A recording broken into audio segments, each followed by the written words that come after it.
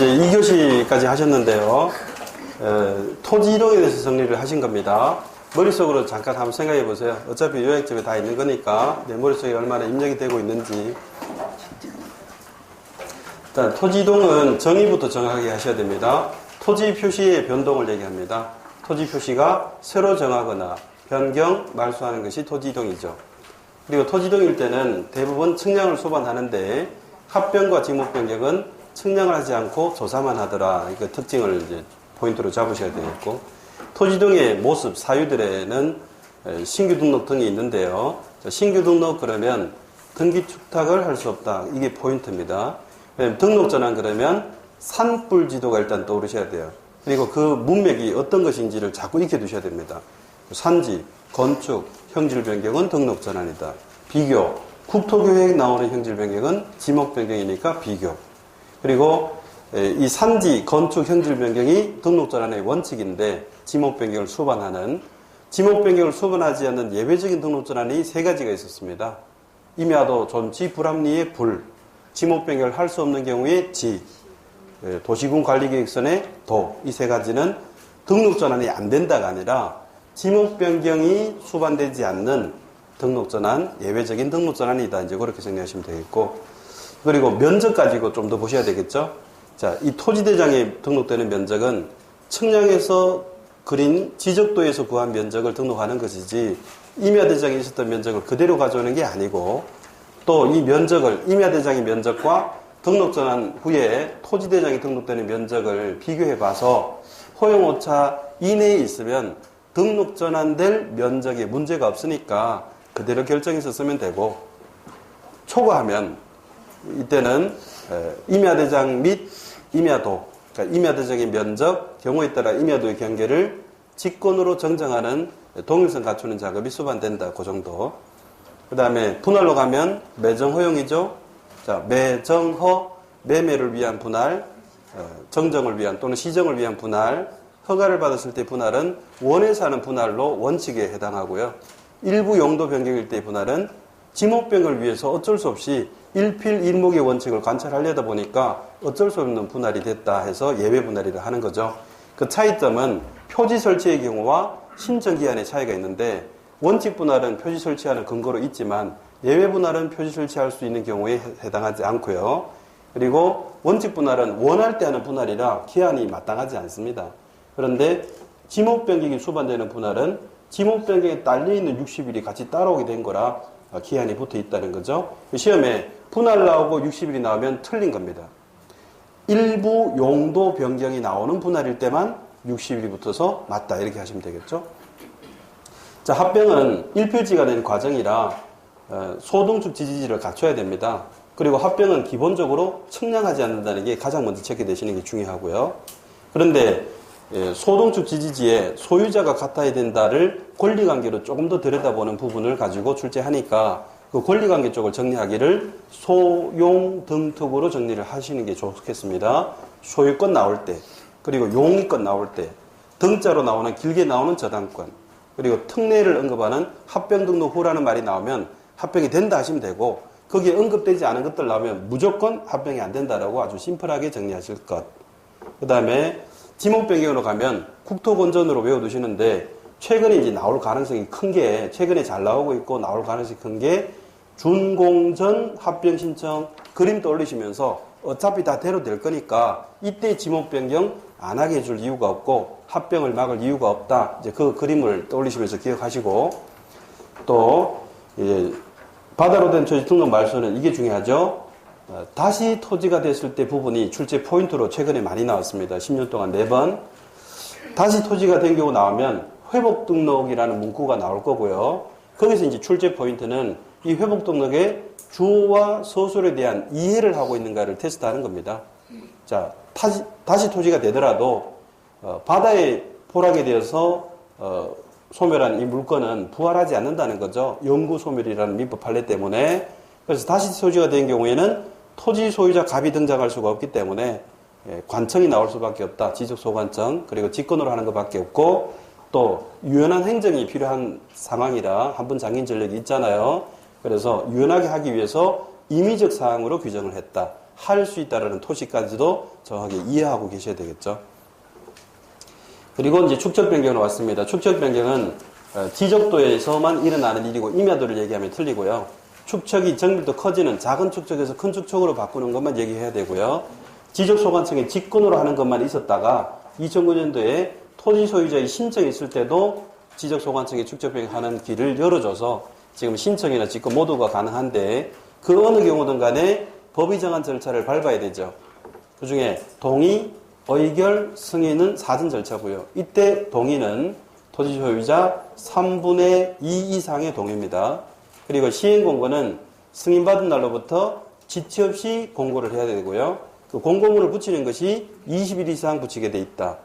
그리고 경계적 표지가 축적 변경에 관한 조문에서 나오면 축적 변경의 사안이고 경계적 표지가 나오면 감을 잡으셔야 됩니다. 출제 포인트가 4군데 있습니다. 30일 이내 토지 소유자 또는 점유자 시행 공고를 현재 점유하고 있는 경계.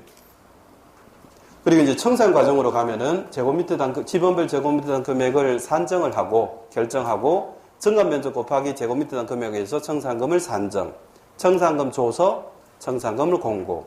이 청산금 공고는 시군구 및 독립 게시판에 15일 이상 하게 돼 있고요.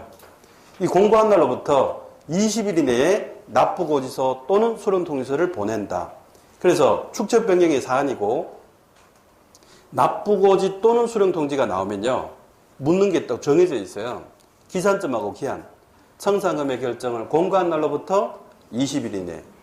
그 부분을 또 출제를 많이 했기 때문에 주목을 하셔야 됩니다. 그리고 납부는 어떻게 하는지를 이번 시험에 나올 가능성이 아주 크다 그랬죠.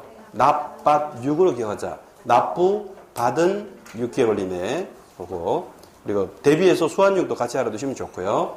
청산금에 대한 이의신청은 지적소관청이 하는 거고 청산금 이의신청이 있었을 때의 심의와 의결은 축적변경위원회가 하는 거고 둘 다 1개월 이내에 기한이 붙어 있었다.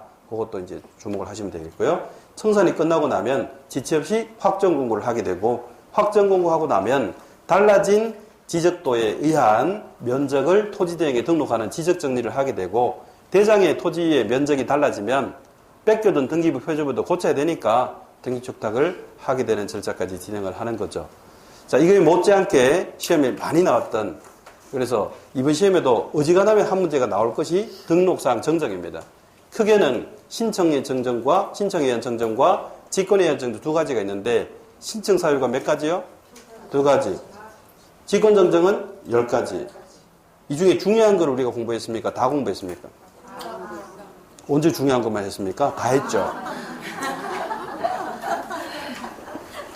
자, 이건 문맥이 익숙하게 되도록 자꾸 숙달하는 게 시험 준비예요. 경계 면적의 변경을 가져오는 정정 딱 보자마자 신청 정정이 떠올라야 돼요. 그리고 뭘 들고 가는가를 물었다 그랬죠? 승낙서나 판결서 둘 중에 한 개 더하기 청약 성과도. 그리고 미등기 소유자 정정 딱 보자마자 신청으로 정정하는 거다. 직권으로 정정할 구조가 생기지 않는다. 미등기라서. 그래서 이때는 가족관계 기록상에 하는 증명서를 들고 신청하게 된다. 그거 보시면 되겠고. 자, 직권정정 사유를 정리하는 거는 가능하면 수시로 많이 해주시고요. 그렇게 어려운 건 아닙니다. 그림을 그리면 간단했습니다. 자, 직권정정 그러면 제일 먼저 이거부터 떠올리세요. 토지동 정리결의서의 내용과 다르게 이 문장을 모르면 지적 공부 안 한 거나 마찬가지를 할 수 있습니다. 이 정리결의서도 굉장히 중요하기 때문에 토지동 정리결의서의 내용과 다르게. 그 다음 그림을 가지고 떠올리시면 쉬워져요. 면적의 정감 없이 경계의 위치만 잘못되어 있을 때의 정정, 경계가 접합되지 않았을 때의 정정, 의결을 받아서 하는 정정, 통지를 받아서 하는 정정, 그리고 나머지 5가지 너무 쉽죠. 유명한 약초 이름, 작성산입초. 진짜 약초는 아닙니다. 작성산입초. 작성산입초 이렇게 하시고. 그 다음에 토지동의 신청에 있어서 주체, 기한, 특례가 있는데 특례는 비중이 낮기 때문에 최근에 비중이 너무 낮아서 보충 정도로 하시는 게 현명하다 이런 말씀을 드렸고 토지정 신청은 누가 하는지 한번 되살려 볼게요. 원래는 토지 소유자가 하는 건데 토지개발 사업을 했을 때는 사업시행자가 현황 변화를 더 잘하니까 사업시행자가 신청하는데 이때 포인트는 토지 소유자를 대위하는 구조가 아니라는 거. 그리고 대위하는 자는 따로 있는데 여기서 중요한 거는 대위하는 자들에 대한 박스 안에 있는 분석이 중요한 게 아니고 최근에 출제 비중이 낮으니까 지금 개정된 게 더 중요하다. 등록상 정정 대상 토지는 대위하는 경우에서 제외했다. 이 말이 등록상 정정대상 토지는 반드시 누가 하라고요? 반드시 토지 소유자가 직접 신청해라 이 뜻입니다. 그리고 기한을 정리하면 원래 60일의 기한을 달고 있는 게 몇 가지예요? 세 가지예요. 신규 등록, 등록전환, 지목 변경은 원래 60일이 붙어 있습니다. 그런데 바다로 된 토지 등록 말소는 기산점도 다르고 기한도 달랐어요. 지적소관청 통지를 받은 날로부터지 사유 발생일이 아니고요. 60일이 아니고 90일입니다. 그리고 분할과 합병은 며칠인이라고 되어 있어야 돼요? 그렇죠. 이제 안 속습니다. 분할과 합병은 기한을 붙일 수가 없어요.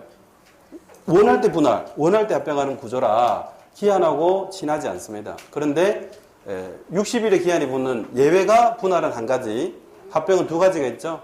자, 분할은 일필지 일부의 형질 변경 등으로 용도가 변경된 경우인데 너무 기니까 일부 용도 변경으로 이제 압축을 했고요. 근데 합병은 두 가지죠. 주택법상의 공동주택 부지 또는 도제, 천, 구, 유, 장, 학, 철, 수, 공, 채까지 외워두셔야 되고 이 공공용 토지에 나열된 지목 11가지 안에 뭐가 없어요? 유원지가 없다는 것은 늘 제가 강조를 드리죠. 그거는 미리 체크 안 하면 절대로 보이지 않기 때문에 그거를 강조를 드렸습니다. 그 다음에 지적공부를 정리할 때 우리 지적행정의 큰 특징이 정리결의서를 쓴다는 거죠. 근데 둘로 나눠져 있습니다. 토지동일 때는 토지동 정리결의서, 소유자 관련해서는 소유자 정리결의서. 그런데 이거를 짝을 잘 이루는지를 보시는 게 필요하고 간단하죠. 그런데 토지동 정리결의서의 작성 방법하고 관련해서는 하나를 더 보충하자 그랬죠. 토지대장별, 임야대장별, 경계점 좌표 등록부별로 구분하고 작성한다는 것. 자, 그 다음 페이지로 가면 우리가 공부했던 게 토지 소유자의 정리는 등기부를 기준으로 하기 때문에 대장 기준으로 하라는 등기촉탁의 대상이 아니다라고 정리했고, 자, 오른쪽 테마 21로 가면 토지 표시 변경 등기의 촉탁 줄여서 4글자로 얘기하면 등기촉탁이고 뭐는 제외해야 돼요? 신규 등록은. 그리고 마지막 테마 22에 토지 소유자가 모를 때는 통지해 주는데 언제 모르느냐? 자, 지적소관청이 직권으로 정리했거나 사업시행자가 나서서 정리해버렸거나 소유자를 대위에서 누군가가 정리해버렸으면 소유자 모르니까 알리는 거고 토지 소유자가 직접 신청했을 때는 굳이 알리지 않아도 됩니다. 그거는 비용의 낭비, 행정력의 낭비라고 보는 거죠. 그런데 통지받을 자의 주소나 거소를 알 수 없으면 A 또는 B 또는 C에게 통지한 걸로 간주해 주겠다는 면책 규정을 둔 건데요. 일간신문, 시군구 공보, 인터넷 홈페이지 셋 중에 하나만 공고해도 된다는 뜻입니다. 그리고 통지하는 시기가 시험에서 제일 많이 나왔다 그랬죠. 10년 동안 6번. 압도적이죠. 토지 표시 변경 등기를 요하는, 그래서 등기촉탁 할 때는 등기관리 통지를 접수한 날로부터 60일 이내. 그렇지 않을 경우에는 지적공부 등록일로부터 7일 이내.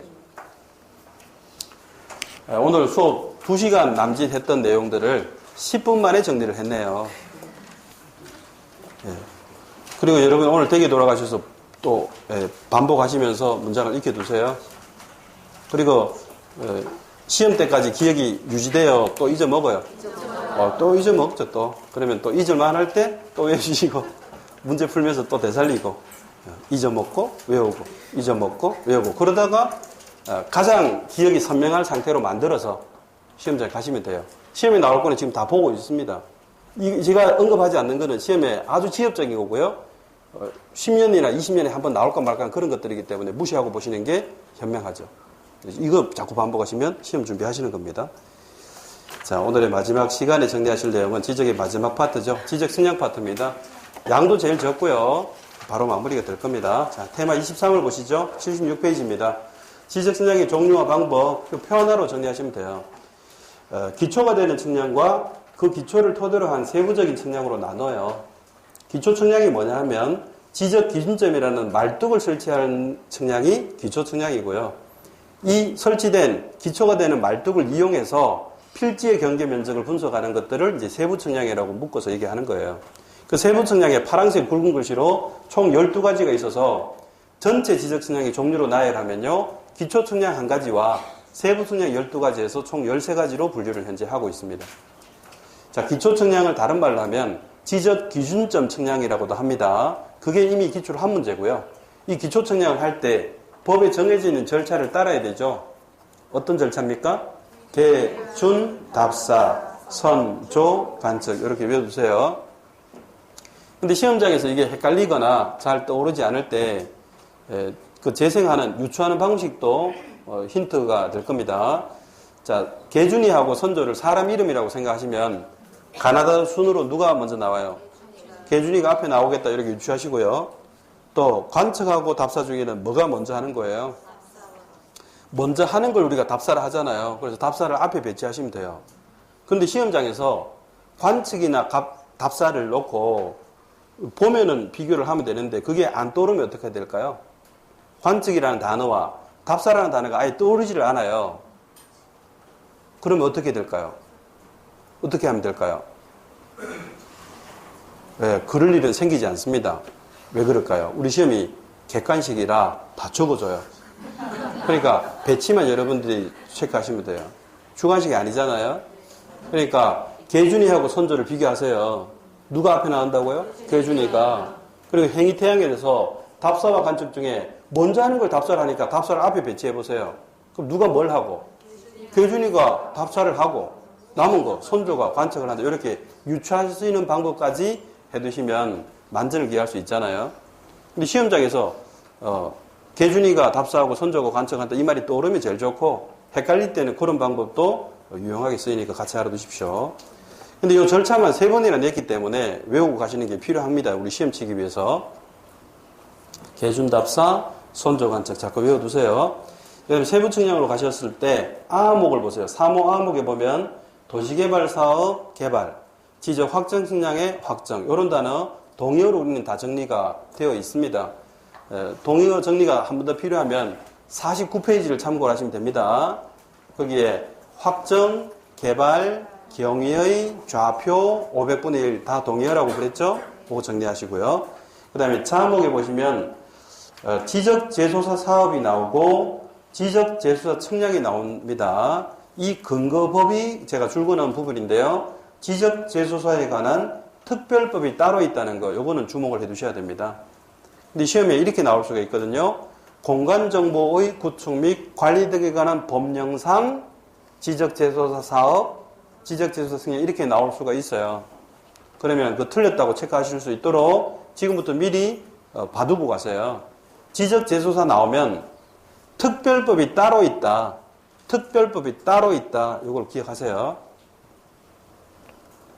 그럼 제가 한번 질문 드려볼게요. 우리가 지금 지적 공부하고 계시죠? 토지표시, 지적공부, 토지동, 지적측량 이 4파트 공부하고 있잖아요. 이걸 담고 있는 법 이름이 뭐예요? 옛날에 지적법이고 지금 지적법이라는 명을 안 쓴 지가 거의 20년 가까이 돼요. 지금 우리가 공부하는 법이 뭐예요 도대체? 그렇죠. 공간정보의 구축 및 관리 등에 관한 법률이에요. 근데 이거를 제가 강조 드린 적이 없죠? 왜 그럴까요? 지문에 다 적어져요. 문제 설문에다가 공간정보의 구축 및 관리 등에 관한 법령상 이렇게 다 적어져요. 뭐 외울 필요 없잖아요, 그냥. 이게 지적을 담고 있는 법령에다 감만 잡으시면 됩니다. 너 무슨 소리 하고 있니? 이런 표정이 있으셔가지고 잠깐만 제가 보여드릴게요. 지금 여러분 교재 25페이지 잠깐 보여보세요. 25페이지. 한 번은 보고 갈 필요가 있겠네요. 25페이지 타이틀에 보니까 지적을 담고 있는 법령을 제가 적어놨습니다. 공간정보의 구축 및 관리 등의 법률에서 지적을 담고 있어요. 이 안에 뭐를 담고 있냐면요. 3가지 담고 있어요. 이 법이 통합이 돼서 하나로 만들어진 거거든요. 측량이 있고요. 지적이 있고 해양이 있어요. 해양. 그리고 해양수산부 있죠. 우리 지적은 국토교통부, 해양은 해양수산부. 그리고 다 측량에 대해서는 다 묶어서 얘기하거든요. 그래서 이게 법이 따로 있었을 때는 측량 기준이 안 맞고 이게 선거가 안 맞고 지도 도면이 안 맞대요. 해도 하고 지적도 하고 안 맞는 문제 때문에 법을 이게 통합시켜버렸죠. 일관된 규율을 하면은 지도에 오차가 없을 것이라고 생각해서 법을 통합하는 바람에 전에는 지적법이라고 있었다가 지금은 이렇게 명칭이 바뀌었죠. 그 전에 한 번 더 바뀌었어요. 청량 수로조사 및 지적에 관한 법률 이렇게 돼 있다가 최근에 이제 정보라는 말을 많이 쓰게 되면서 공간정보의 구축 및 관리 등의 법률 이렇게 바꾸게 된 겁니다. 어쨌든 여기 지적을 담고 있는 법률이다. 이 정도는 알고 계시면 됩니다. 자, 이제 다시 원위치 하세요. 76페이지로 오셔서 자, 이제 자목을 다시 보세요. 지적재수사 측량을 얘기하면서요. 이렇게 얘기할 수 있다고요. 공간정보의 구축 및 관리 등에 관한 법령에 따른 지적재수사 사업 이렇게 낼 수가 있단 말이에요. 우리 법과목 시험이라. 그러면 틀린 게 안 보이면 안 된단 말이에요. 그러니까 다시 지적재수사 사업이 나오면 또는 지적재수사 측량이 나오면 특별법이 따로 있다. 이거를 인식하지 않으면 안 보인단 말이에요. 그거는. 자, 그 다음에 5번요. 지상 건축물 등의 현황, 그 중에 현황 동그라미 하시면 되겠고요. 끝에 지적 현황 측량에 또 현황 동그라미 하시면 되겠죠. 자, 앞뒤로 지적 측량 붙어 있고요. 현황이 붙어 있습니다.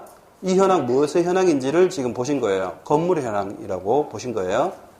그리고 지상 건축물 등의 현황 옆에 지적도 및 임야도도 줄거두세요. 지적도 및 임야도.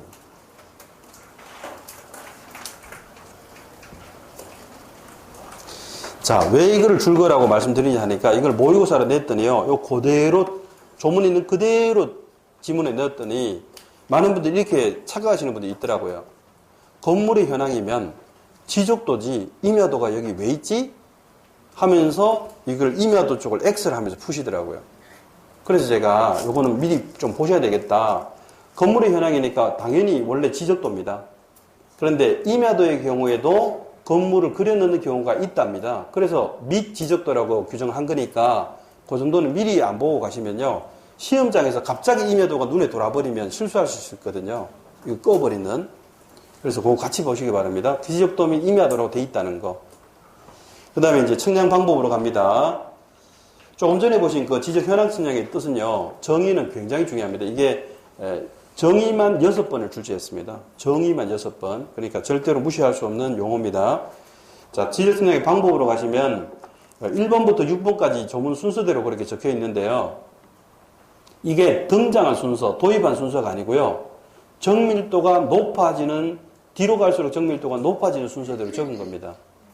그래서 위성 측량이 가장 늦게 도입됐다는 뜻이 아니고 가장 정밀하다는 뜻입니다. 그러면 정밀도가 떨어지지만 간편하고 저렴해서 우리나라에서 가장 많이 동원하고 있는 것은 1번입니다. 평판 측량. 그런데 이 평판이 그 위에 크로버 표시 보시면요. 평판하고 측판하고 같은 말이라 돼 있죠. 그러니까 일단 용어의 혼선이 없으셔야 돼요. 평판 측량과 측판 측량 같은 말이에요. 그러면 2번에 있는 전자평판 측량을 전자측판 측량이라 해도 같은 거라고 알아보셔야 된다고요. 그 다음에 3번에 경미의라는 단어를 딱 보자마자 동의어가 안 떠오르시면 또 49페이지 보시고 동의어 정리하셔야 됩니다. 확정, 개발, 경미의, 좌표, 500분의 1 다 동의어입니다. 그 다음에 밑에 연습으로 가시면 건축물의 현황이 지적 현황 측량이더라. 자, 이게 지적 현황 측량이 언급이 되는 도면은 지적도입니까? 임야도입니까? 둘 다입니까? 둘 다 가능하다는 거 미리 보시라 그랬죠? 그 다음에 이번에 지적 기준점 측량 요거 7글자 줄거보세요. 지적 기준점 측량 줄거시고 동의어 4글자로 표현하면요. 기초 측량하고 같은 말이죠. 기초 측량.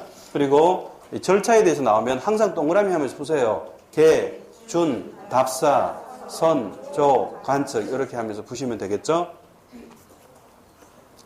자, 77페이지로 가시면 지적 기준점인데 그 중에 도면이 어떻게 그려지는가를 보시면요. 원안에 십자가 그린 게 지적 삼각점이다. 이게 17회 때 출제가 됐기 때문에 나머지 것들 같이 좀 봐두시는 정도 해두시면 되고요. 그 위에 뭐 점 간의 거리가 평균 뭐 몇 미터다 이거는 아직 시험에 문제화 되지는 않았습니다만 보충적으로 하시면 되겠고요. 초록색은 아까 저하고 하신 거고. 자, 여기서 이 지적 기준점 관련해서 제일 중요한 포인트는 빨간색 테두리 그 부분입니다. 자, 여기 출제가 어떻게 되는지를 미리 제가 보여드릴게요. 여기는 출제가 되는 틀이 정해져 있어요. 자, 이게 성과라고 나올 겁니다. 성과. 그러면 일단 성과를 무조건 동그라미 하고 보실 것. 그 성과 앞에 무슨 단어가 나오는지를 정확하게 보셔야 됩니다. 여기에 만약에 지적 기준점이라고 나오면요.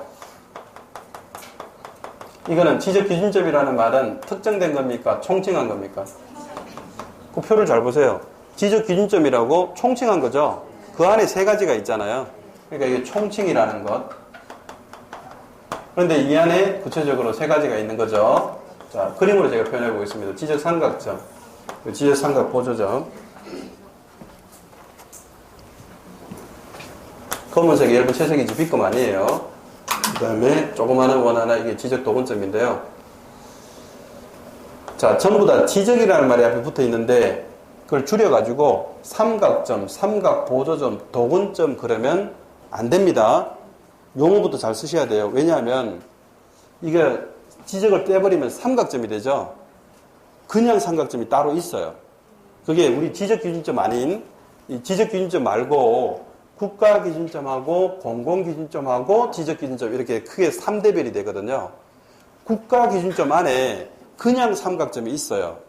1등, 2등, 3등, 4등으로 4가지 종류로 그냥 삼각점이 있기 때문에 지적이라는 말이 맨 앞에 이렇게 붙어 있다고 떼버리고 그냥 삼각점, 삼각보조점, 도근점 이렇게 해버리면 국가기준점으로서의 그냥 삼각점하고 구별을 못합니다. 명백히 법적으로 틀린 거니까 지적삼각점, 지적삼각보조점, 지적도근점이라고 하셔야 된다는 것부터 용어를 정확하게 좀 써주셔야 된다는 당부 드리고요. 그 다음에 자, 이 그림 이거 뭐예요? 이게 지적삼각점요. 지문에 지적삼각점이 나오면 이거는 특정된 거죠. 큰 말뚝이라고 특정을 한 겁니다. 이 말뚝 설치하는 순서는요, 같은 시기에 설치되는 게 아니고 큰 말뚝부터 먼저 설치를 하고 그 다음에 중간 말뚝 그리고 작은 말뚝 이런 순서대로 설치합니다. 그러면 이 중에 가장 정밀해야 되는 거는 몇 번입니까? 중간에 껴있는 2번 지적삼각 보조점은 아니겠죠. 가장 정밀해야 되는 말뚝은 큰 말뚝이에요? 작은 말뚝이에요? 다시요. 말뚝을 설치하는 순서가 국가기준점을 토대로 해서 큰 말뚝부터 먼저 설치한다고요. 그리고 큰 말뚝을 설치한 다음에 국가기준점과 지적삼각점 이용해서 큰 말뚝 이용해서 중간 말뚝을 설치하고 그리고 그 모두를 이용해서 작은 말뚝을 설치하고 이런 순서대로 가요. 그러면 정밀도를 따져볼게요. 뭐가 제일 정밀해야 돼요? 큰 말뚝이 정밀해야죠. 이게 정밀도가 이미 문제가 있으면 그걸 토대로 한 이런 것들은 설치하는 이유가 없는 거잖아, 이게. 그래서 지적 삼각점 측량 성과 하는 순간 가장 정밀도를 요한다. 이 느낌을 가지셔야 됩니다. 자, 한 장 넘겨보세요. 78페이지 보시면요. 78페이지에 절차, 지적 측량의 절차가 나오는데 거기 동그라미가 3개 있습니다. 그 오른쪽 상단에 의뢰인 동그라미가 있고 아래쪽에는 지적 소관청 동그라미가 있죠. 그 사이에 직사각형 네모 박스가 보이실 거예요. 거기에 지적 삼각점 측량 성과라는 말이 있죠. 이 말 뜻이 이 말을 외우라는 게 아니고 지적 삼각점이 큰 말뚝이죠. 그럼 큰 말뚝을 설치하는 이 경우에 가장 정밀해야 된다 이 뜻이에요. 그 다음에 옆에 지적 확정 측량 성과라고 돼 있죠. 확정 그러니까 뭐가 떠올라요? 확정, 개발, 경위의 좌표 500분의 1 동의어 계속 지금 정리해야 됩니다. 그러면 좌표까지 분석한 지역이니까 정밀도 당연히 최대치로 키워져 있죠. 그러니까 이 두 가지 단어의 뜻이 뭐냐면 이걸 외우라는 것이 아니에요. 지적 삼각점 측량 성과라는 말 또는 지적 확정 측량 성과라는 말의 뜻이 가장 정밀한 측량을 했다 이 뜻입니다. 이게 가장 정밀한 측량을 했다. 어쨌든 지적 삼각점 이렇게 보십시오. 그러면 지적 삼각점이라는 말이 이 앞에 나온대요. 그럼 특정이 된 거잖아요. 큰 말뚝이라고. 지적 기준점이 나오면 이 모두를 총칭한 거고. 자, 시험에 나오는 게 이제 이 부분을 건드리는데요. 이 성과에 대한 관리청과 공개청에 대한 질문을 하는 겁니다. 관리라는 거는 보존하는 거고요. 공개라는 거는 열람이나 발급을 하는 거를 얘기해요. 그런데 이거를 여러분 요약집에 제가 다 적었습니다만 여기 단순화해서 적어보면요. 이게 아주 심플합니다. 이게 큰 말뚝에 대한 관리청과 공개청은 다 시도지사였고요. 중간 말뚝, 작은 말뚝의 관리청과 공개청은 전부 지적소관청이었어요. 아주 심플했죠. 그런데 2015년도에 6월 달에 개정이 되면서요. 이 부분 바뀐 겁니다. 큰 말뚝의 공개청을 또는 지적소관청으로 바꾸게 됩니다. 이거를. 자, 그러면 두 가지로 대비해 두시는 부분입니다. 이게 지적 기준점에, 요 성과라는 말 앞에 기준점이 나왔대요. 그럼 총칭한 거니까 그게 관리든 공개든 전부 다 이거잖아, 이거. 시도지사나 지적소관청, 시도지사나 지적소관청. 그렇게 밖에 안 나오는 거예요. 총칭이니까. 그런데 만약에 지문에 중간 말뚝, 작은 말뚝은요, 전부 소관청이니까 이걸 문제화할 가능성은 적어요. 다른 것들 가지고 낸다고요. 그래서 지적 삼각점이라고 나오고 성과가 나오면 요 큰 말뚝만 얘기하셔야 되죠? 요 부분만 얘기해야 된다고요. 그럼 이제 달라지죠. 관리를 물으면 시도지사만, 공개, 열람 발급을 물으면 시도지사 또는 지적소관청, 이렇게 답변이 달라지는 거, 그거 테스트 하는 겁니다. 자, 출제 포인트는 미리 알고 가셔야 돼요. 자, 77페이지 맨 밑에 연습을 보십시오. 연습. 그리고 맨 앞에요. 지적 삼각점 성과라고 보이시죠? 그럼 이렇게 푸셔요. 성과 일단 동그라미 하셔요. 성과. 성과 동그라미 하시는 이유는요. 이거 묻는 거라는 거를 알아채시라고 이게. 성과를 딱 동그라미 하시고 뭐가 관건이라고요? 이 앞에 무슨 표현이 나오는 걸 보시라는 거예요. 이 앞에. 거기는 지적 삼각점이라고 되어 있는 것이 총칭입니까? 특정입니까? 특정도 있잖아요. 특정. 그러니까 요거 묻는 거죠. 빨간색 요거만 묻는 거예요. 요거. 그러니까 이제 관리청인지 공개청인지에 따라 답변이 달라지는 겁니다. 근데 여기는 열람, 발급, 그거 줄 그으시면서 푸셔야 되겠죠? 열람, 발급의 공개를 얘기하고 있으니까 뭐라고 해야 돼요? 시도지사 또는 지적소관청이라고 해야 되는데 시도지사를 한 거는 개정되기 전의 표현으로 한 거이기 때문에 명백히 틀린 거겠죠. 만약에 똑같이 나오고 뒤에 부분이 열람, 발급이 아니라 보존이 나오면요. 그게 시도지사가 맞겠죠. 그때는. 자, 넘기십니다. 78페이지로 오시고 테마 25 지적선정의 절차는요. 우리 지적 청량 파트에서 제일 중요한 부분입니다. 별표 3개짜리죠. 지난 10년 동안 한 해 빼고 9회를 나왔습니다. 9번 출제를 했어요. 압도하는 부분이죠. 자, 지적 측량은 이 부분을 빼면은 말이 안 된다 할 정도로 해마다 나오는 부분입니다. 아주 중요하죠. 자, 칠판에 여러분 요약집에 있는 내용들을 판사하면서 제가 설명을 드리겠습니다. 머릿속에 입력하십시오. 요약집에 다 있으니까 뭐 적고 할 것도 없어요. 자, 지적 측량을 생략하고 의뢰인이 있고 지적 소관청이 있고요. 그리고 수행자가 있잖아요. 지적 측량 수행자입니다. 자, 지적 측량을 의뢰하는 자는 누군가 보시면요. 당연히 토지 소유자 의뢰할 수 있는 거 맞고요. 그리고 이 토지에 이해관계 있는 사람들도 의뢰할 겁니다. 경계에 관해서 뭐 다투는 사람이라든가 또는 뭐 이 토지를 매수하고 싶은데 경계가 좀 이상하다라고 하는 사람들, 이해관계에 얽혀 있는 사람들. 근데 이게 뒤집으면 너무나 상식적인 거예요. 이 토지하고 아무런 이해관계 없는 사람이 어느 날 아침에 눈을 떠가지고 저 토지를 한번 측량해 보고 싶네. 이런 일은 생기지 않는다니까요. 그래서 이렇게 지금 얘기한 거예요. 그 다음에 수행자로 가면은 두 가지가 담겨 있습니다. 이게 한국국토정보공사고요. 그리고 지적측량업자인데 이 명칭 잘 보셔야 됩니다. 자, 우리 공간정보법에 측량업자의 종류가 11가지가 있습니다. 그 중에 수행자의 개념이 들어오는 거는요. 지적이라는 말이 들어있는 지적측량업자만 해당하기 때문에 여기도 지적이라는 말을 생략하시면 안 돼요. 그냥 측량업자 이러시면 안 돼요. 측량업자가 11가지가 있다니까요. 지적측량업자라 해야 수행자로 들어가는 겁니다. 그 다음에 한국국토정보공사 이 용어가 아직은 익숙하지 않으실 텐데요. 2015년도 6월 4일자로 법이 바뀌면서요. 명칭이 바뀐 겁니다. 이게. 그 전에 전신이 대한지적공사는 많이 들어보셨죠? 대한지적공사입니다. 그래서 지금은 이렇게 명칭이 바뀌었는데요.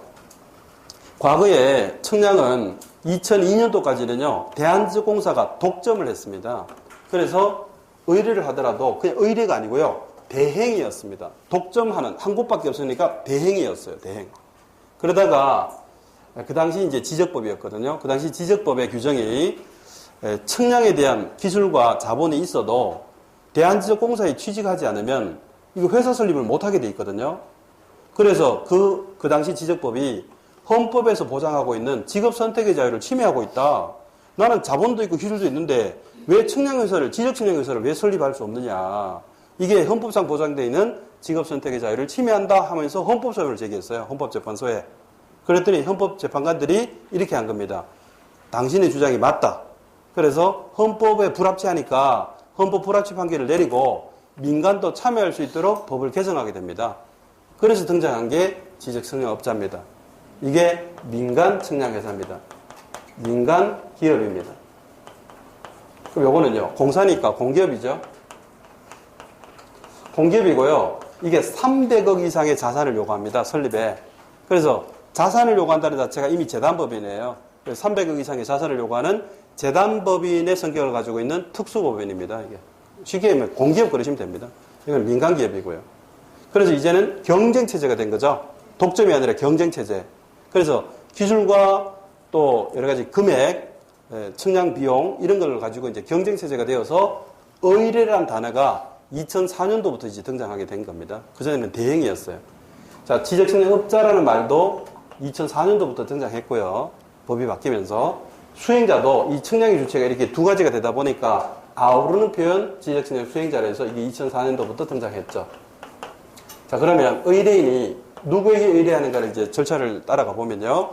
의뢰인이 수행자에게 의뢰한다 이렇게 하설표가 돼 있죠. 어디에 가는지 잘 보세요. 지적소관청에 가는 거 아닙니다.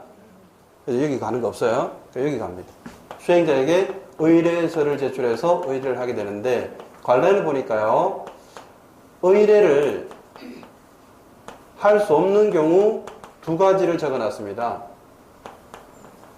왜 의뢰를 할 수 없느냐 하면요. 이 지적소관청 행정기관이 직권으로 해야 되는 경우가 두 가지가 있거든요. 그게 검사측량 그리고 지적 제조사 측량입니다. 한 번만 생각해 보세요. 이게 뭐 굳이 뭐 달달달 배우기보다는 검사를 위한 측량 그리고 제조사도 조사잖아요. 그래서 조사를 위한 측량. 우리가 토지 소유자들이 검사와 조사를 위한 측량을 의뢰할 일은 없겠죠. 이 검사와 조사를 위한 측량이 지적소관청에서 직권으로 하는 거라 이거는 의뢰 대상이 아니고 나머지 11가지가 의뢰 대상이다 이렇게 한 거고요. 이게 작년 28회 시험에서도 이게 나왔습니다. 다음 중 지적측량 수행자에게 측량을 의뢰할 수 없는 경우를 골라라. 그 중에 5번 지문이 지적제조사 측량이 나왔고 이게 정답으로 그때 채점이 됐었던 거죠. 자, 그 다음에 의뢰를 하고 나면 이 수행자가 바로 지적소관청에다가 보고하는데요. 그 보고서의 이름이 수행계획서입니다. 지적측량 수행계획서.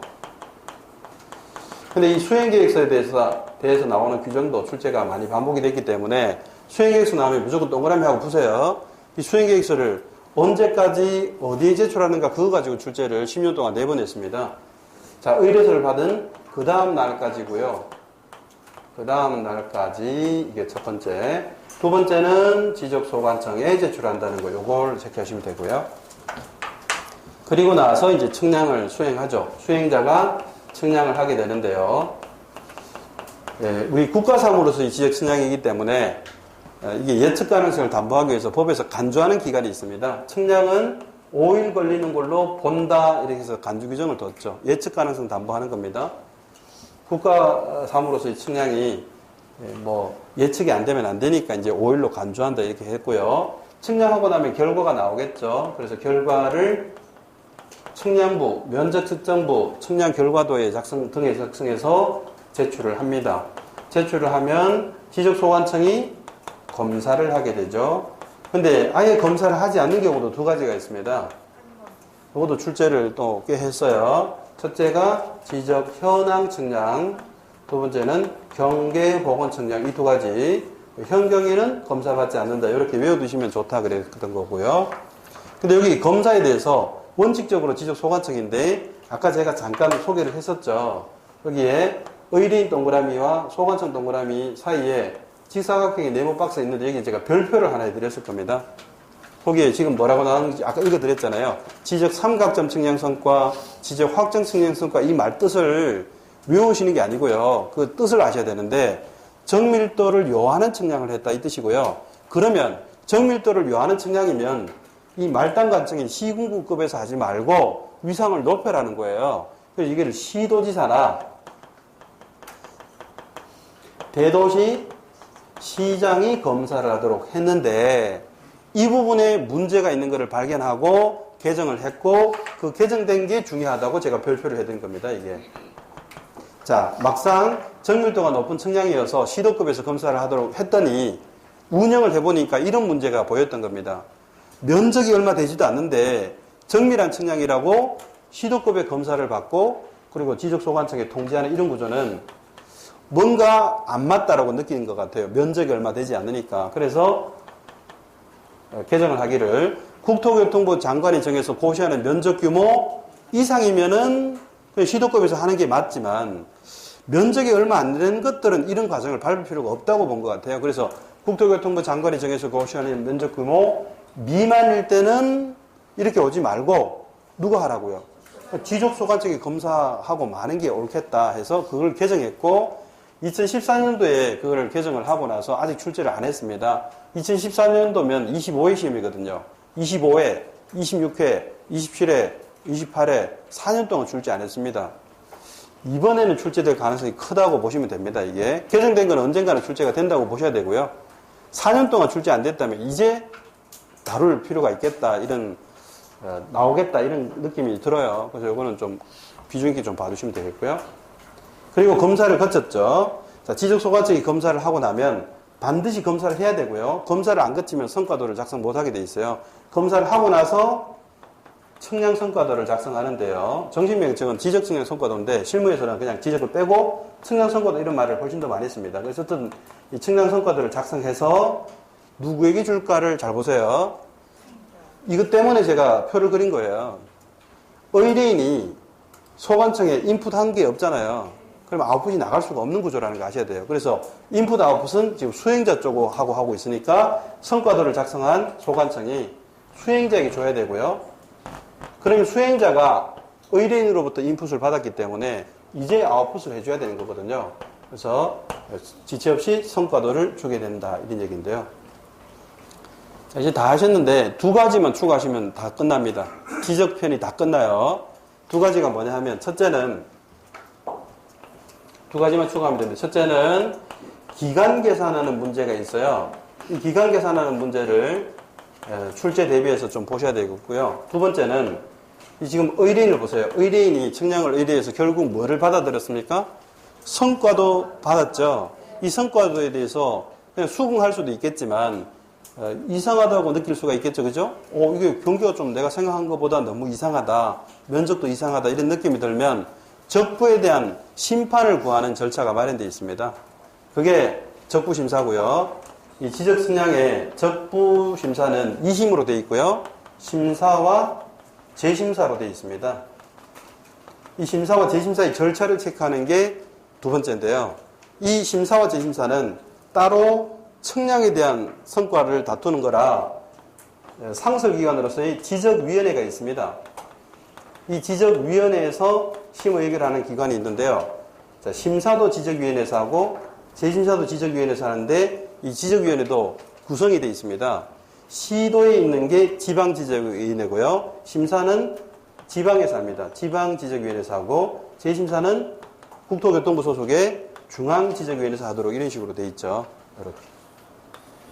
그래서 적부의 심사, 재심사를 다루면서 관련되어 있는 지적위원회를 같이 조문 정리하시면 이제 다 하시게 된 거거든요. 그래서 여기까지는 또 보충적으로 하시면 됩니다. 일단 기간부터 먼저 보겠습니다. 여기 아까 측량은 5일로 간주한다 그랬는데 검사는 4일로 간주합니다. 4일로. 5일, 4일이 헷갈릴 수 있기 때문에 검사의 4, 4일의 4, 4라는 발음으로 매칭을 시켜두시면 사자가 안 들어가는 게 5일이겠다 이렇게 하시면 이제 안 헷갈릴 수 있으니까 그 힌트로 하시고요. 자, 기본 기간을 지금 보신 겁니다. 자, 예를 들어서 측량 기간을 계산한다면요. 기본 기간이 금방 보신 간주하는 기간 5일이죠. 검사는 4일이고요. 이렇게 되겠죠? 근데 만약 지적 기준점을 설치를 하고 측량이든 검사를 했다면 이 기준점 설치하는데 기간이 더 소요될 테니까 이 설치하는 기간을 여기다가 더 더해주라는 거죠. 가산해주라. 그럼 이 개수에 따라 다르도록 이렇게 되어 있는데요. 많이 설치할수록 기간 많이 걸릴 테니까 법이 정한 기준이 이겁니다. 한 점부터 15점까지는요. 무조건 4일을 가산하게 되어 있고요. 그리고 15점을 초과할 때는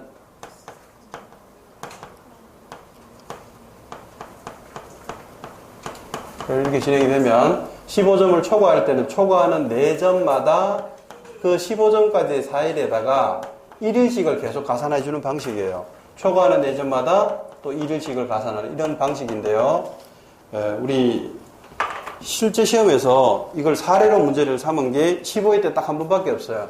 처음이자 마지막이죠. 15회 때 출제를 하기를 16점을 설치를 했다. 측량기간은 모두 며칠인가 이렇게 물었습니다. 그러면 기본은 5일인데다가 기준점 설치하는 16점 설치할 때까지 기간을 더해주면 되잖아요. 그럼 여기 며칠을 더하라는 거예요. 5일을 더하는 거죠. 15점까지의 4일에다가 하나 초과하고 있으니까 1일을 더 가산해서 그래서 여기다가 5일 가산을 하게 되고요. 그러면 전체는 12일이 되겠죠.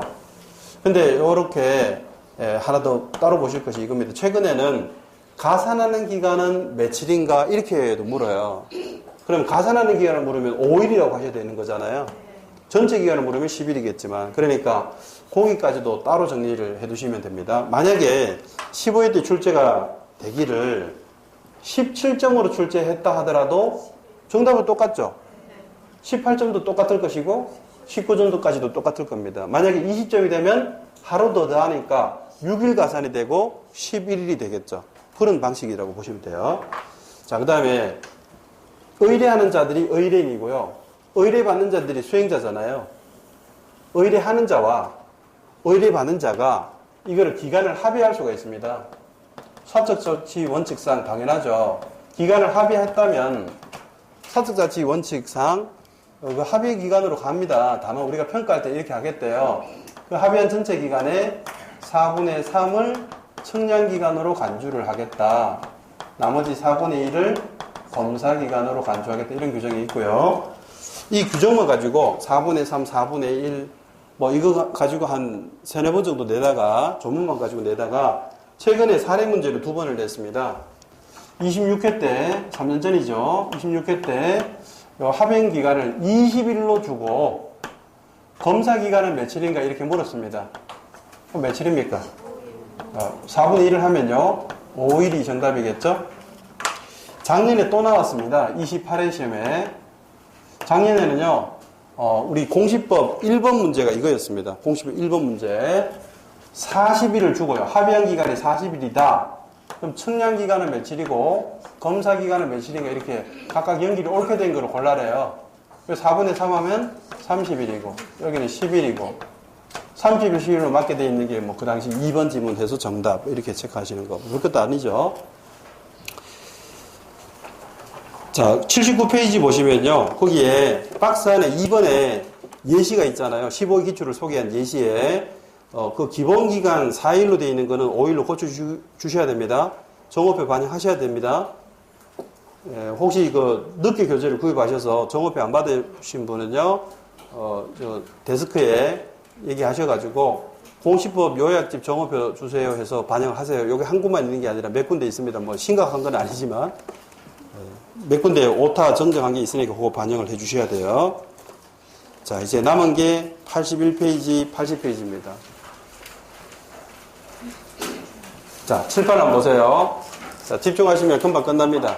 자, 의뢰인이 결국 의뢰하고 받아든 게 이 성과도인데요. 이 성과도를 받아들고 불복을 한다면 적부심사로 간다 그랬죠. 근데 이때 지적소관청에 가면은 반영이 될까요, 안 될까요? 나의 의견이. 보세요. 검사까지 거치고 만든 성과도죠. 그러니까 지적소관청에 가면은 절대로 뒤집을 수가 없어요. 그래서 이보다 상급기관으로 가야 상급기관의 권위로서 뒤집을 수가 있는 거거든요. 그래서 지적소관청의 상급기관이 어디예요? 자, 이 적부의 심사를 이제 청구인이 청구하게 되죠. 그래서 이거를 서류 제출하는 것부터 시도지사의 지적소관청의 상급기관인 시도지사에 이제 서류를 제출해서 청구하게 됩니다. 그래서 성과도 하고 청구서하고 제출하게 되죠. 그럼 이 시도지사가 누구예요? 특광도죠. 특별시장, 광역시장, 도지사잖아요. 예를 들면 지금 곧 지방선거가 이제 6월 달이 됐으니까 벌써 6월이 됐군요. 6월 13일 날 지방선거 있잖아요. 근데 서울특별시장 선거도 뭐 하겠습니다만 지금 서울특별시장 박원순 씨잖아요. 박원순 씨가 적부심사 청구서를 받았습니다.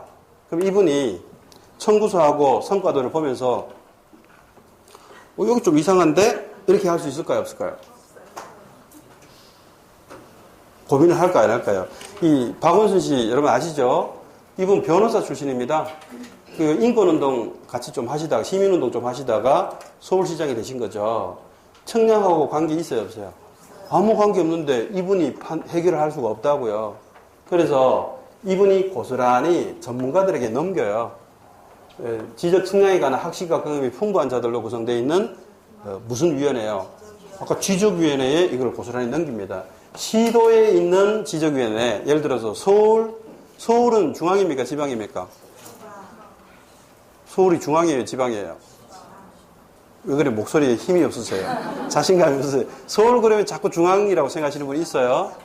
여러분이 알고 계시는 행정구역, 그리고 지역의 이름은 전부 지방입니다. 서울조차도 지방입니다. 서울도 광역지방입니다. 광역지방. 서울을 자꾸 중앙이라 하시면 안 돼요. 그럼 중앙은 어디입니까 도대체? 중앙은 국가기관을 중앙이라 하는 겁니다. 서울을 중앙이라 하는 게 아니고. 그래서 시도니까 뭐예요? 지방이죠. 여러분이 알고 계시는 행정구역, 지역은 다 지방이라고요. 지방지적위원회에다가 고스란히 넘기죠. 이게 회부고요. 이 회부는 30일 이내에 하게 되어 있습니다. 청구서를 제출받은 날부터 30일 내에. 그럼 보세요. 옛날에 이게 조문이 한 10년 전만 해도요. 시도지사에게 청구서를 제출한다. 시도지사에게 청구한다. 이렇게 했었거든요. 그리고 나서는 많이 비판이 제기됐습니다. 이 시도지사가 뭔가를 판단한 게 없지 않습니까? 근데 얘에게 청구한다는 거는 말이 안 맞다 해서요. 이걸 일부러 개정합니다. 이것 때문에 일부러 개정합니다. 시도지사를 거쳐간다라고. 이렇게 해야 정확하다는 거죠. 시도지사가 하는 게 아무것도 없는데 전문가도 아니고. 그래서 전문가들로 구성되어 있는 여기서 이제 일을 하니까 거쳐간다는 표현, 요거 주목하셔야 돼요. 그래서 서류 제출이든 청구든 간에 거쳐간다는 표현을 꼭 확인하시는 게 중요해요. 그러면 이 전문가들이 심의하고 의결을 하라는 거죠. 심의하고 의결을 해야 되는데 며칠 이내로 되어 있습니까? 60일 이내에 심의하고 의결하게 되어 있어요. 그리고 그 밑에 단서 보세요. 부득이 할 때는 위원회 스스로 의결하여 30일 이내에서 한 번만 연장할 수 있다 이렇게 되어 있는데요. 자, 며칠 연장한다고요? 30일. 또 30일 그러실까봐 제가 질문을 드린 건데요. 30일을 연장한다는 말이 아니에요. 지금 잘 보세요. 30일 이내에서 한 번만 연장하는 거예요. 그러면 이 말이 어떤 의미입니까? 5일 연장할 수도 있고요. 10일 연장할 수도 있고 15일 연장할 수도 있는 이런 개념이라고요. 그럼 다시 30일 연장한다가 맞아요? 틀려요? 30일을 연장한다는 말 없어요. 30일 이내에서 한 번만 연장한다. 제가 강조드리는 이유는요. 우리가 공부할 때 숫자에 자꾸 우리가 연연하거든요. 그 30일만 눈에 들어오지 이내인지 이런 말들 잘 안 보거든요. 정확하게 그거 보셔야 돼요. 자, 그러면 18장 보세요. 지적위원회에서 부득이해서 기간을 연장할 수 있다 그랬죠? 이때 시도지사의 승인을 받아 연장합니까? 다시 보시라고요. 그럼 뭐라 되어 있는가? 해당 지적위원회의 의결로서 연장하는 거지 위원회 스스로 의결해서 연장하는 거지 승인받고 연장하는 거 아닙니다. 그런데 승인받고 연장한다고 모의고사 내면요. 대부분이 안 보인답니다. 그게. 안 보인다고요. 그러니까 미리 좀 보고 가셔야 돼요. 꼼꼼하게. 자, 의결을 했죠? 그럼 의결하고 나면요. 또 칠판 한번 보세요. 의결하고 나면 의결서를 위원장과 참석위원 전원이 서명 날인한 의결서를 작성하여 청구인 및 이해관계인이 주면 된다, 안 된다. 그래서 제가 표를 그린 거라고 또 인풋, 아웃풋 철저하게 지켜야 돼요. 행정은. 자, 지도지사가 회부했죠? 그러면 회부 받아놓고 결과도 안 주면 안 돼요. 그래서 당연히 의결서를 여기 줘야 돼요. 회부했던 기관에게 줘야 돼요. 그래서 지체 없이 의결서를 송부해야 돼요. 그러면 시도의사가 청구인한테서 인풋을 받았기 때문에 줘야 되는데 청구인 쪽으로만 했더니 또 문제가 된 겁니다. 토지 소유자만 알면 되느냐 이 말이죠. 예를 들면 이 토지에 이해관계 있는 사람은 그러면 이 심의 그걸 몰라도 되느냐는 이의가 제기돼 가지고요. 2005년도에 또 바꿉니다. 법을. 청구인 그리고 이해관계인 모두에게 다 알리는 게 타당하기 때문에 모두를 얘기하려면 또는 그래야 됩니까? 밑이라 해야 됩니까? 이 밑도 중요하단 말이에요. 이게 밑 또는 이거 유치하다고 보시면 안 돼요. 굉장히 중요한 거예요. 둘 중에 한 명만 하면 되면 또는이고요. 둘 다 해야 되는 거는 밑이라고요. 이게 둘 다 해주고 밑 토지 소유자, 적부심자 청구인 및 이해관계인 모두에게 의결서를 통지해주라 이 말이에요. 언제까지요?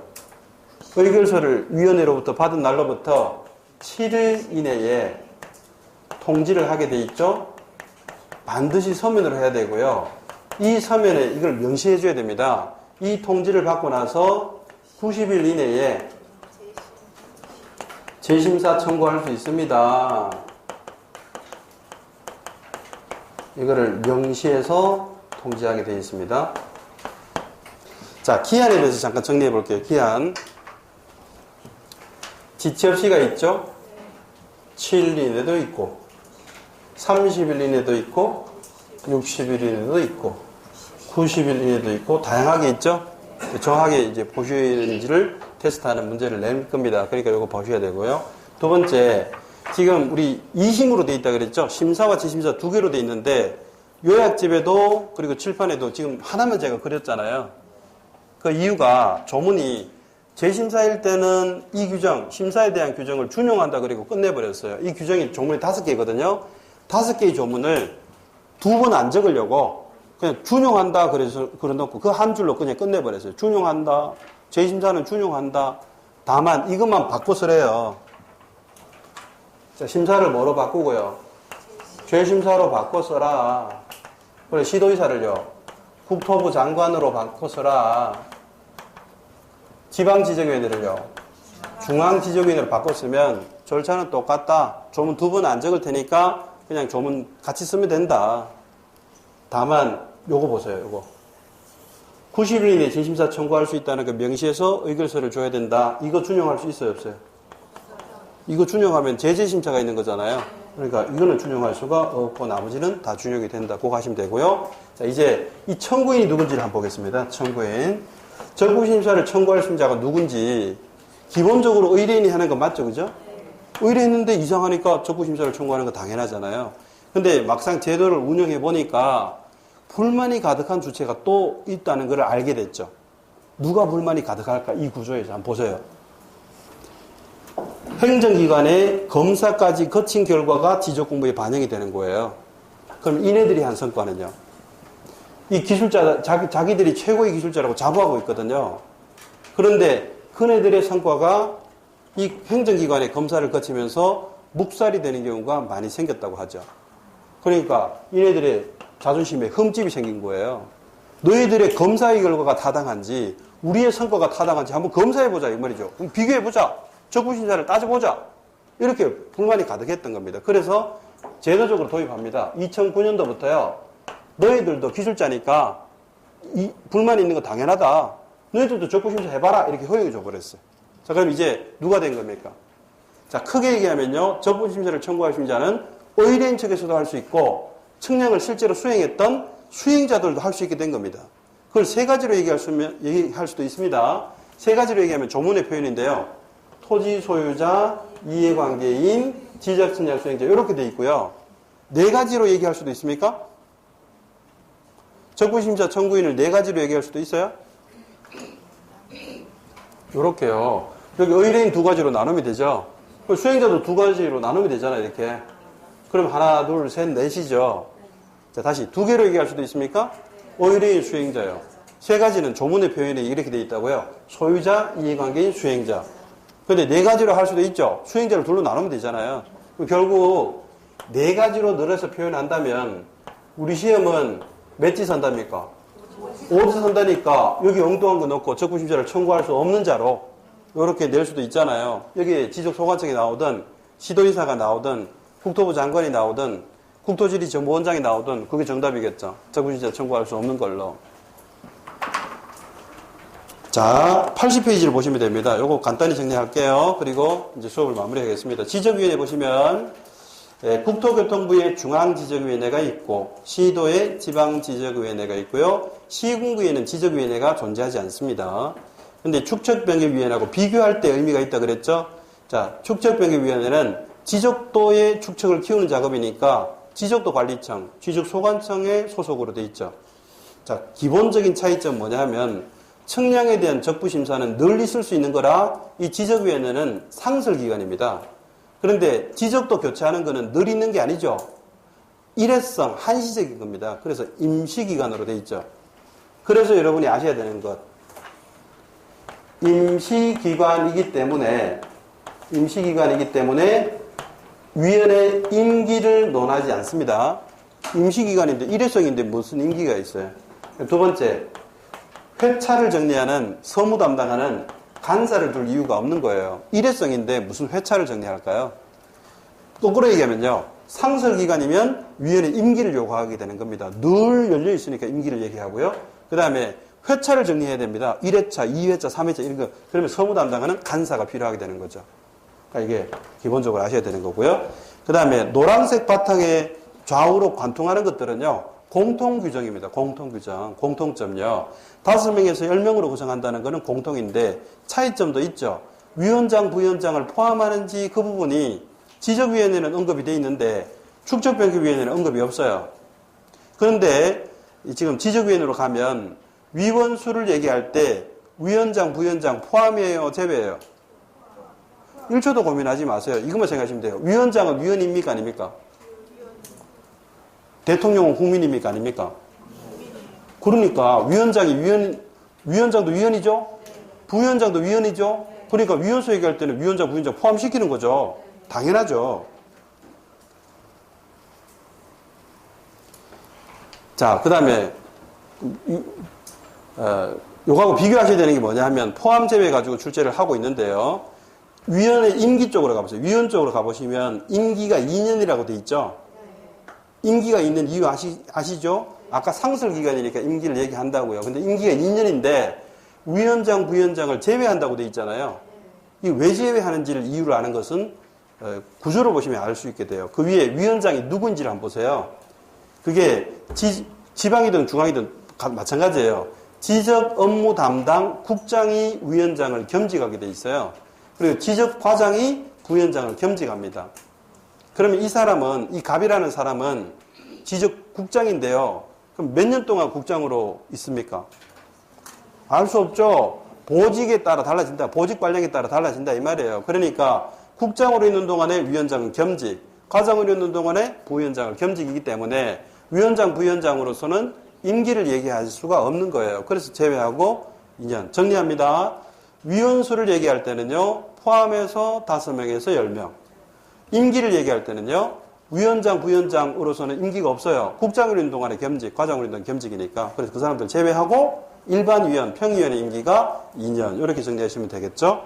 그 다음에 위원장으로 가시면요. 위원장이 소집할 때 5일 전까지 서면 통지. 자, 위원장이 회의 소집할 때 5일 전까지 서면 통지. 자, 이게 지적위원회에 있습니까? 축적변경위원회에 있습니까? 공통입니까? 그거를 보시라고요. 출제가 많이 됐어요.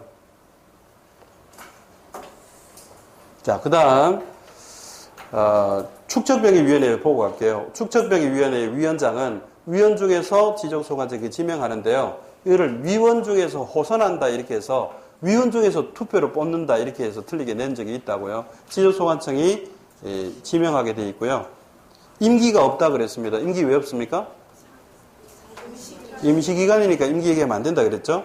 그 다음에 업무 쪽으로 가볼게요. 자, 이 표의 제일 중앙에 보시면 지방지적위원회의 심의 의결 사안은 딱 한 가지입니다. 적부심사할 때 심사만 동그라미 해보세요. 심사가 지방지적위원회면 재심사는요. 중앙지적위원회에서 하는 거겠죠. 그 라인 바로 왼쪽에 재심사에 동그라미 하세요. 근데 중앙지적위원회가 하는 일은 이거보다 몇 가지 더 있죠. 자, 첫째 어떤 것들요. 정책, 기술, 기술자 이런 것들 감을 잡으시면 되지 외울 건 아니라 그랬죠. 그 다음에 위원 쪽으로 가시면요.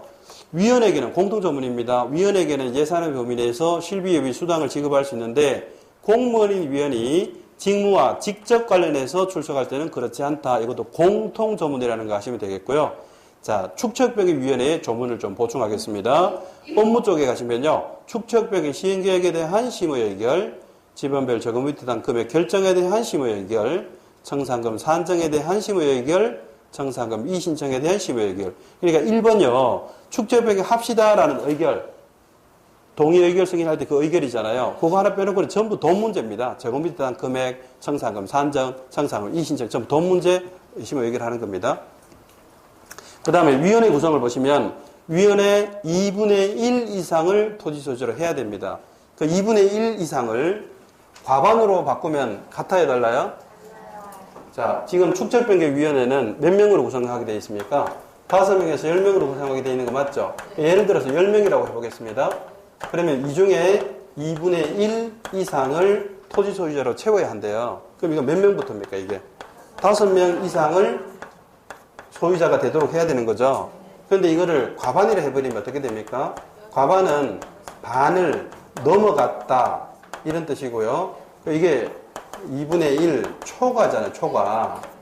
그러면 이게 10명의 절반 2분의 1이 5명이고 그걸 넘어가야 되니까 이거 6명 이상이 돼야 되는 거죠. 이렇게 얘기하면 안 된단 말이에요. 그런데 이걸 2분의 1 이상을 과반으로 낸 적이 있었는데요. 많은 분들이 머릿속으로 2분의 1을 떠올리다가 틀린 거예요. 순간적인 실수죠. 순간적인 실수. 그건 이제 미리 주의하셔야 됩니다. 2분의 1 이상 과반하고 다르다. 자, 그럼 이제 정리해 볼게요. 축척 변경에서 분수가 2개밖에 안 나온다는 거를 지금 이제 보셨어요. 아까 절차에서 토지 소유자 3분의 얼마 이상이요? 동의. 축척 변경에 있어서 동의받아야 되죠. 3분의 2 이상의 동의 요구하고요. 축척변경위원회를 구성할 때 위원수의 2분의 1 이상을 토지 소유자로 채워야 한다. 이거하고 2개밖에 없다고요, 이거. 3분의 2 이상, 2분의 1 이상 이거밖에 없으니까 그것도 미리 힌트로 해두시고요. 그리고 지역의 토지 소유자가 5인 이하일 때는 전원을 위원으로 위촉하게 돼 있죠. 자, 이거를 4인 이하 이렇게 낼 때가 있어요. 그 머릿속으로 5인 이하 그러다가 4명 이렇게 생각하시는 분이 많은데 이것도 조금 꼼꼼히 봐두셔야 돼요. 5인 이하 이 써있자요. 이상 이하 이 써있자를 들어가면 그 숫자 포함이에요. 그러면 5인 이하면 1명, 2명, 3명, 4명, 5명까지 5명까지는 전원을 위원으로 위촉하는 거니까 4가 나면 안 돼. 4가 나면 안 돼요. 그러니까 이거를 순간적으로 5인 이하니까 4명까지 이렇게 하시는 분이 많더라고요. 다시요. 지역에 토지 소유자가 5명까지는 전원을 위원으로 위촉한다. 5인 이하 요것도 잘 봐두셔야 돼요. 그리고 위원으로 위촉할 수 있는 자는요. 지적소관청이 위촉하는데 A 또는 B 중에서 위촉합니다. 토지 소유자로서 지역사정에 정통한 자이거나 지적에 관한 전문 지식을 가진 자 중에서 위촉하도록 되어 있다. 그 다음에 간사는요. 상설기관인 지적위원회만 있는데 지적업무 담당 공무원 중에서 임명하는 것이지 위원 중에서 임명하는 게 아니라는 거 주의하셔야 되고요. 그리고 하는 일은 회의록을 작성하고 회의를 준비하고 회차 정리하는 일은 서무 담당하는 것이다. 뭐 그런 정도. 마지막 제적과반, 출석과반은 우리한테 익숙하죠.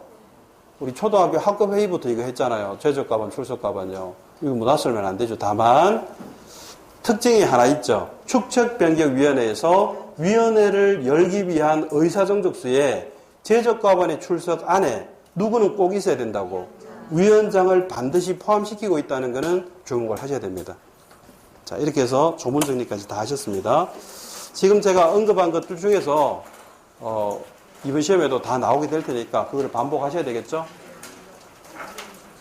자, 금방 한 지적 식량은요. 제가 지금 이거를 반복하기보다 조금 시간이 지나서 이제 등기편까지 끝나고 나서 7월쯤 됐을 때 그때 저하고 정리하시면은 제가 또 정리를 이렇게 쭉 아까 1교시, 2교시 마치고 제가 토지동 쪽을 쭉 정리했듯이 그런 식으로 한 번 더 정리해드리면 더 잊혀질만 할 때 또 하면 더 효과가 있으니까 그때 한번 해보도록 하겠습니다.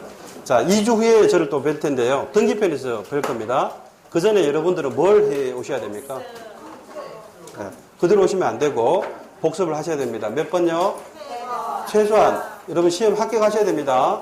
저하고 같이 공부하신 여러분은 반드시 합격하셔야 되니까 3번을 보고 오셔야 시험 준비하신 거고 합격하시는 중요한 기초가 닦인다라고 명심하시고 복습을 하고 오시기를 바랍니다. 자, 오늘 여기까지 하겠습니다. 수고하셨습니다.